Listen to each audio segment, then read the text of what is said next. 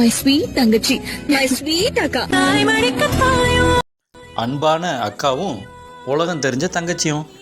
அக்கா அவ்வளோ ஆசாசையாக தங்கச்சி கூட ஷாப்பிங்லாம் பண்ணிவிட்டு ஊர் சுற்றிட்டு இருந்தாங்களாம். அக்கா கஷ்டம்னு ஒன்று கால் சொல்கிறா. என்ன கஷ்டம்? எனக்கு கல்யாணம் ஆயிடுச்சு, புதுசாக நிறைய சொந்தக்காரங்கள்லாம் வீட்டுக்கு வராங்க, அவங்களுக்கு சூப்பராக சமைச்சு போடணும், எனக்கு என்ன பண்ணுறதுனே தெரியல, எனக்கு உடனே வந்து ஹெல்ப் பண்ணு, சப்போர்ட் பண்ணு அப்படின்றா. தங்கச்சி இதோ வரேன் அப்படின்ட்டு தானியாஸ் ரெடிமிக்ஸில் பொங்கல் மிக்ஸ் வாங்கிட்டு வீட்டுக்கு போயிடுறாங்க. 2 பேரும் சேர்ந்து செம்மையாக பொங்கல் மிக்ஸ் ரெடி பண்ணுறாங்க.